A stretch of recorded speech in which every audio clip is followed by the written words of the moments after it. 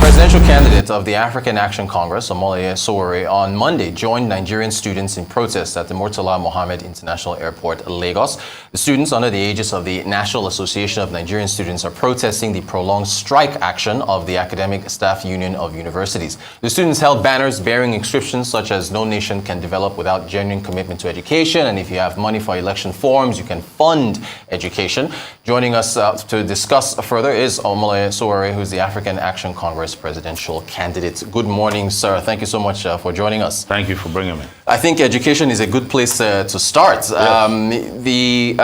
Your manifesto, actually, African Action Congress, says that you will fully enroll primary and secondary school students, all of them, yes, in the country. How are you going to do that? Well, one of the most important things people must understand is that to understand education from the point of ignorance and the cost of both sides. Okay. You know, if you don't pay for education, you can imagine what it will cost you if you have an ignorant population. So whatever it will take to enroll those 20 million kids who are out there who are not in school, we will make it happen because we know that we can make it happen. We've done it before. That's how I'm sitting in front of you today. Okay. In 1980, a secondary school was brought to my village, Kiribo, in SL, the local government. There used to be 6 people who went to secondary school.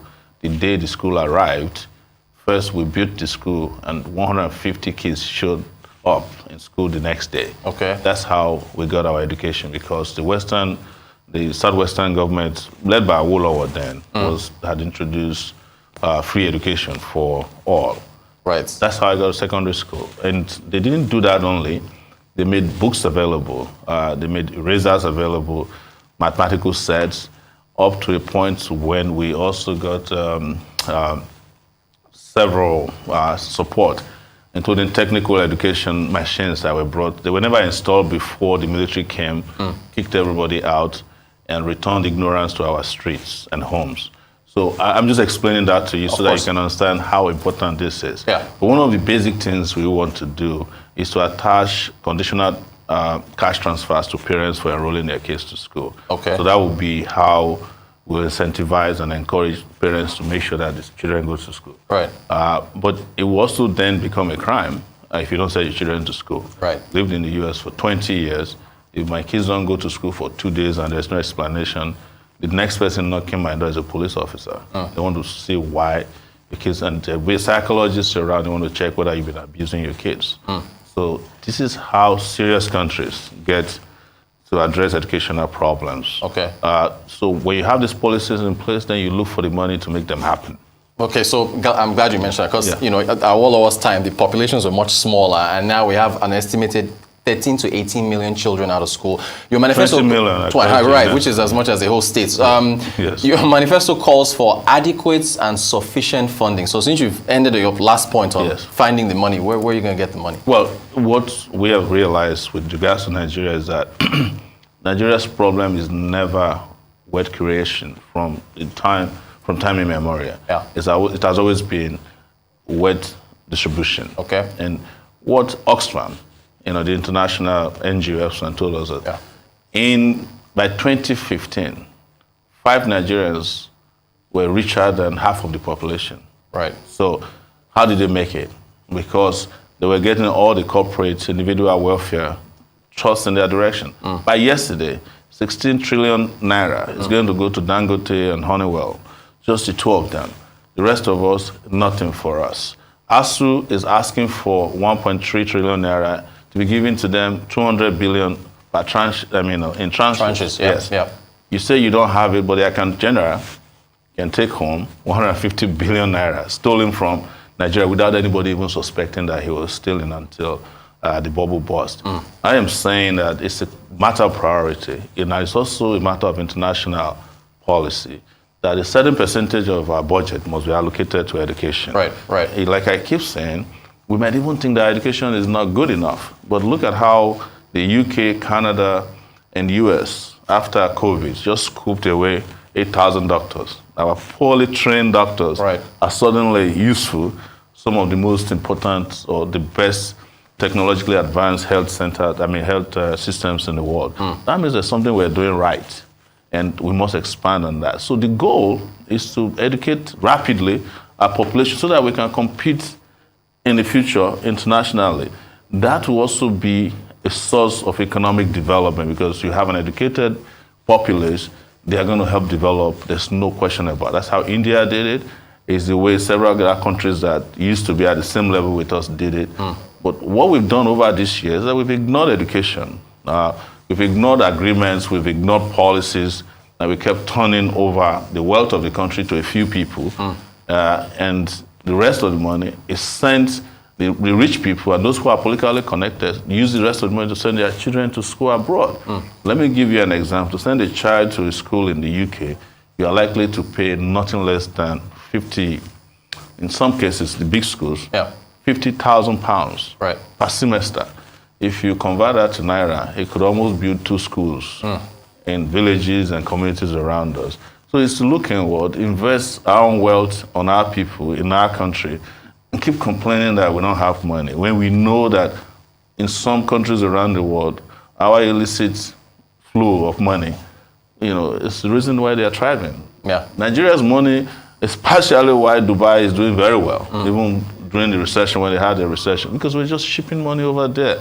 The ones we couldn't ship by banks, they were carrying on airplanes from Lagos here. Everybody knew that if you ask anybody in the DSS, EFCC, they accompany bags of dollars to Dubai.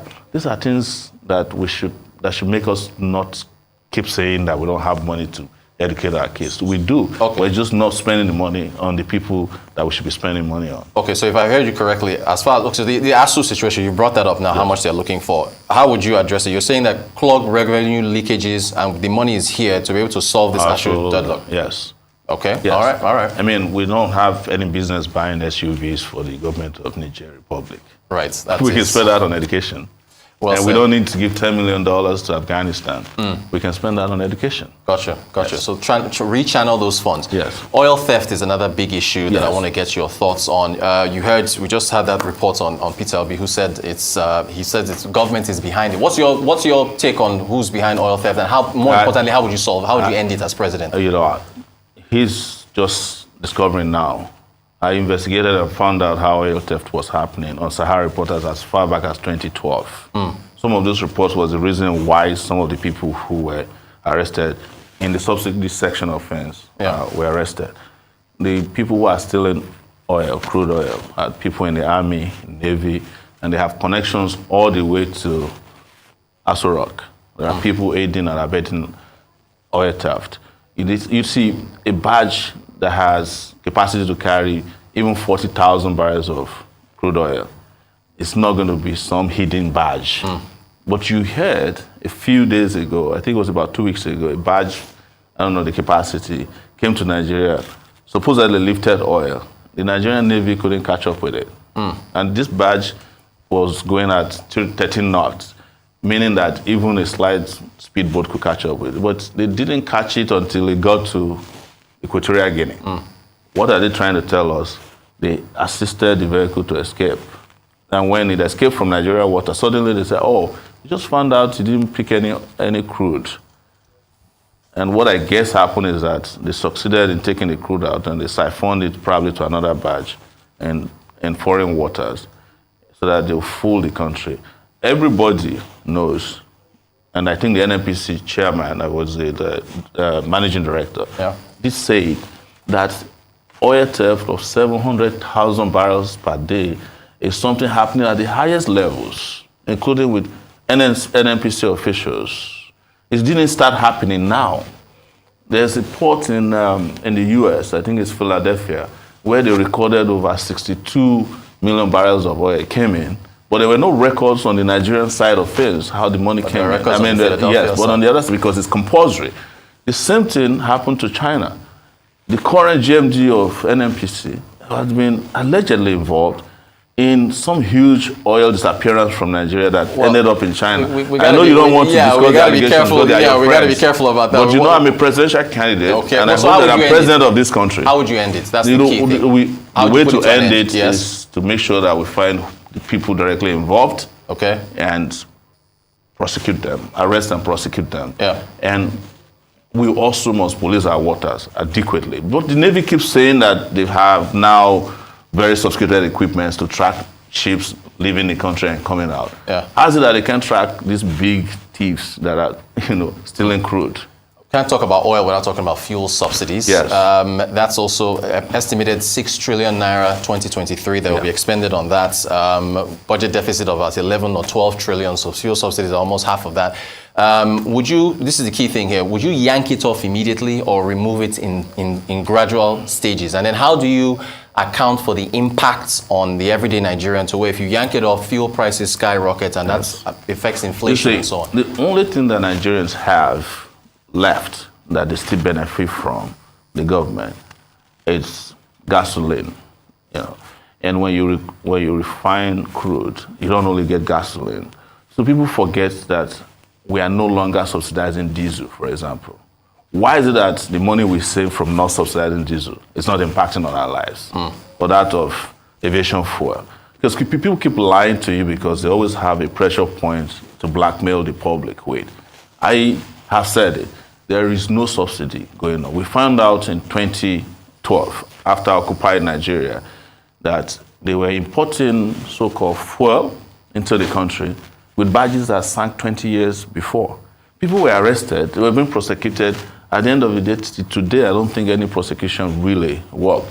Those who got sentenced or indicted at the federal high court got the appeal court to let them go. That's part of the problem. So would you remove it? I'm not removing it. But I'm going to remove subsidies? No, yes. Okay. But I'm going to make sure that refineries work so that we can refine locally. Yes. Okay.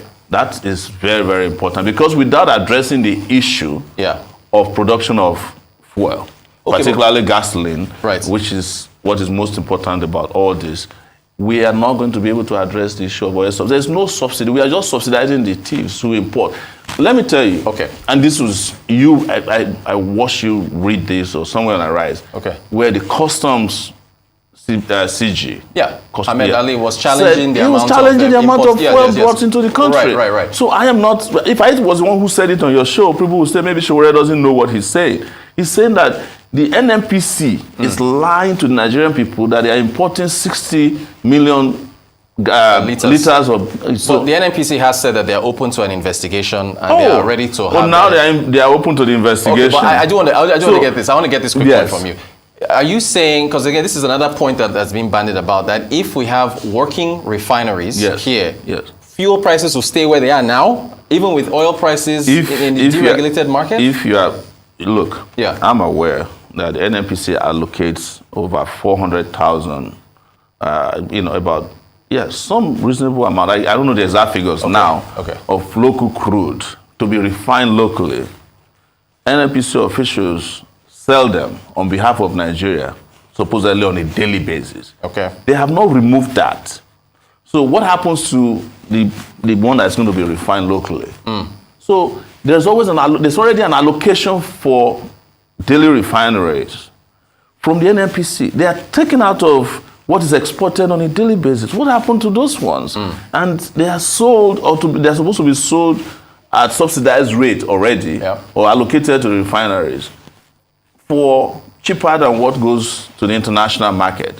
So we put them into the refineries. We have already made allocation for this, and you can check with the NNPC, you can check with the Nigerian government. But this is being sold also on a daily basis because we don't have refineries. And by the way, these refineries that are not working, 4 of them, we've been paying salaries. Would you sell them? We're out of time. I'm not selling refineries. We've sold enough of Nigeria's resources and assets to people who we then subsidize through AMCON. So when they go and borrow money from bank with the collateral of Nigeria, we still have to take them out of their irresponsible ways through AMCON. I'm not selling any more of Nigeria's assets. So you keep the refineries, you fix them? We'll fix them. We can fix the refineries if we don't give the refineries repairs to mechanics.